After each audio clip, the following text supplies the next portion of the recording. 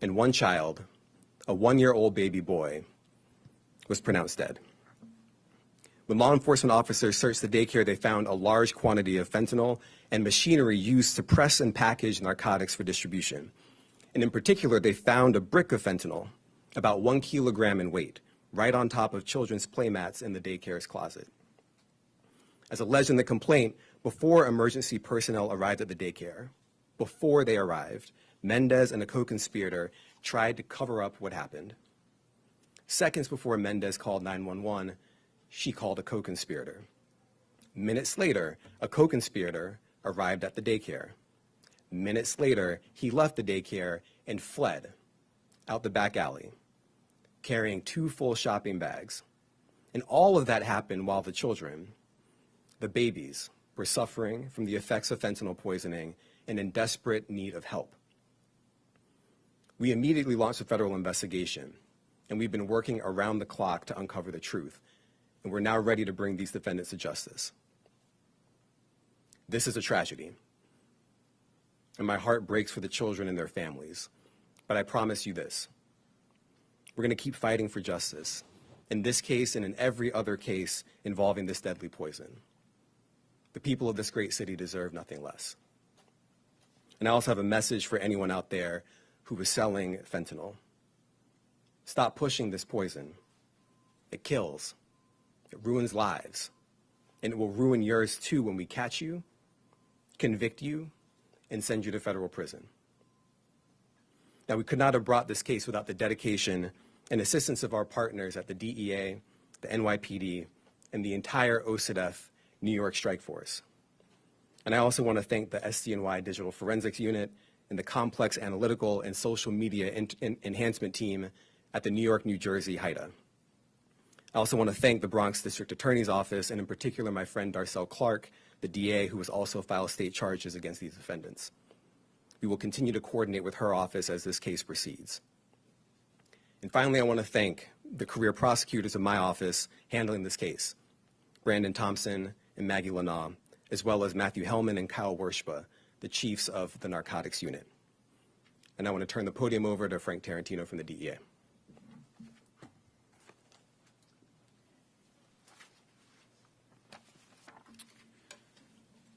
Good afternoon. My name is Frank Tarantino. I'm the special agent in charge of the DEA New York Division. In my 32 years of government service, 25 of which have been spent serving with the DEA, there is no more devastating news or tragedy than the loss of a child. And every New Yorker should be outraged by this senseless tragedy. Unfortunately, the victim's family joins a long list of hundreds of thousands of grieving Americans who have lost a loved one, 110,684 to be exact, as a result of drug poisoning. Fentanyl is a killer. Fentanyl crept into our illicit drug supply like a cancer, slowly and deceptively, and is now in everything and everywhere, killing victims instantly and indiscriminately. Fentanyl is the most urgent threat in our nation.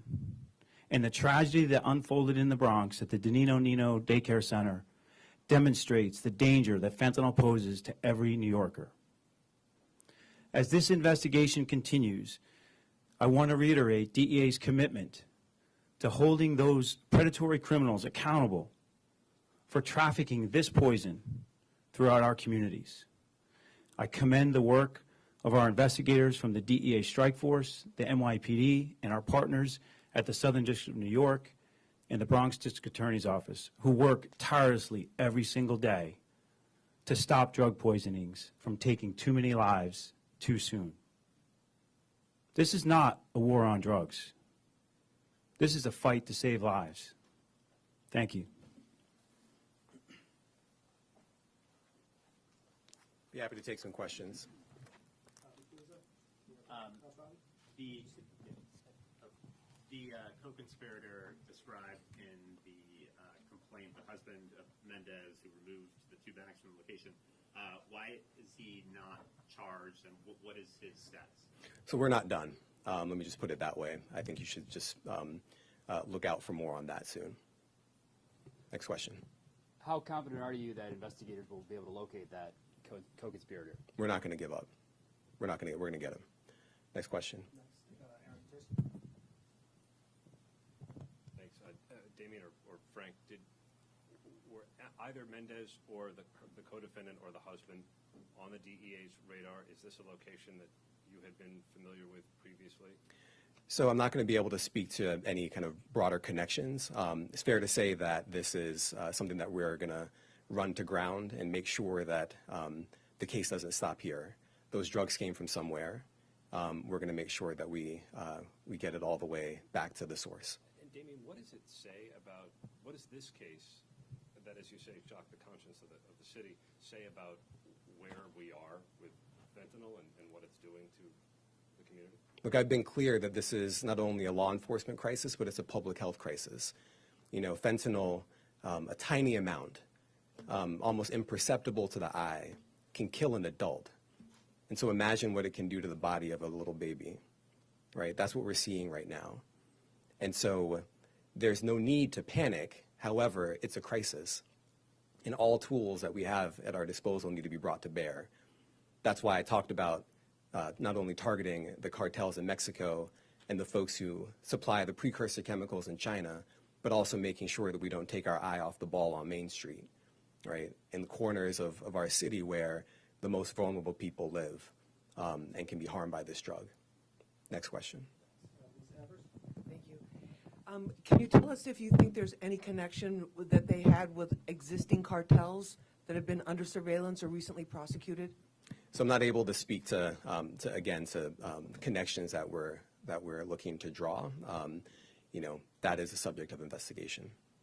Next question. The kilo of fentanyl that was discovered on a placemat, was that the same placemat that children were napping on? And is that how they were exposed? Or was it possibly a different exposure? It's a great question. Unfortunately, I'm not going to be able to speak to that. That's outside the four corners of our charging document. Was it in a closet, the playmats? Again, I'll just refer you back to my last answer. Matthew Lee, Innocent Press. I guess I just want to confirm that you're going to be seeking remand of these two. And I wanted to know if you find the people further up that supplied the fentanyl, can they be charged in connection with the death in the view of your office? So I'm not going to speculate on the back end of the question, but with regard to whether we're going to be seeking detention, the answer is yes.